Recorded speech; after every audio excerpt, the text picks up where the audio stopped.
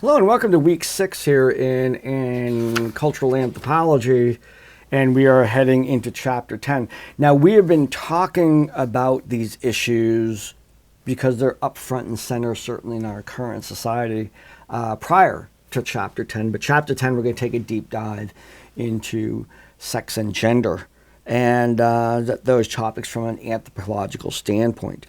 So a little bit of some of the discussion that's already had. In our first discussion for this week, we're going to be looking at the cultural influences on our internal representations of gender.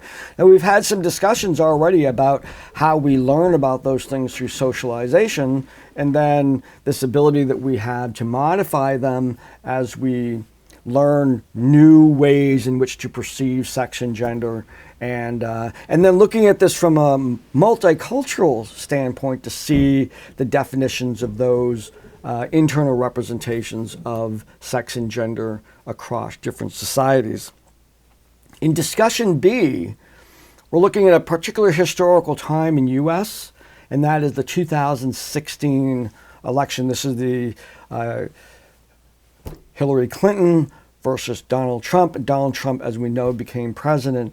But front and center in that particular period of time were issues of gender. Hillary would have been the first of a woman president had she been elected. And Donald Trump's history has been largely misogynistic, and an emphasis on the weakness of women and what does Hillary represent, and getting away even from the difference between liberal and conservative politics, just looking at the issues of gender and how they rose to the top. This was the Me Too movement. This was the period of time when stars were coming out against Harvey Weinstein, or however you pronounce his name.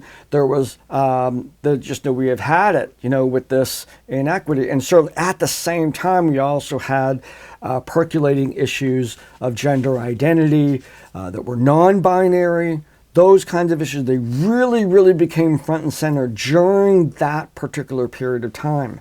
So I'm asking you to kind of look back, think about those times, maybe go back and read some commentary on that, and then let's bring that together as a conversation in the class with this particular discussion. And finally, very similar to the Chapter 10 discussion in the quiz, I ask you about how did you learn about sex and gender? What cues from your society? What books? This is actually pretty hard to relate to because according to developmental psychology, our internal concepts of gender, particularly gender roles, are fairly well established by the age of 3.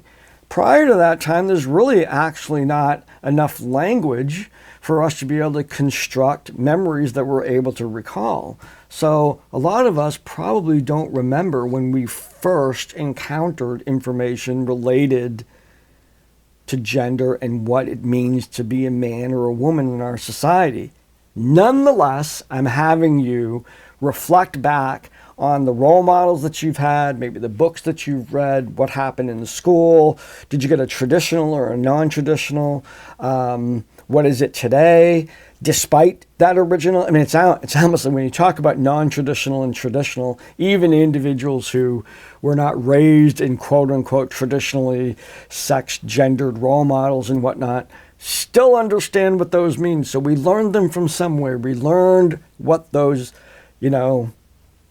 usual gender roles are. If I asked you, almost regardless of your upbringing, what are the stereotyped women roles around the household, you could probably list them based on those stereotypes, even if you never experienced them yourself. So we learned that that's not genetic. We came up with that. So I'm asking in this particular quiz for you to reflect on that, to reflect on your own, and maybe developing. Maybe this is something, this is a way of expression too. You can develop you can show me in the answer to this question where you're at in terms of your understanding now, and what were the influences for that? Are there current role models? Are there current trends in society that are changing your particular internal reference to gender and sexuality? And this is an opportunity to express those. So an exciting topic because it's a hot topic here in the U.S. We're just right now. There's a fairly hot topic going on in terms of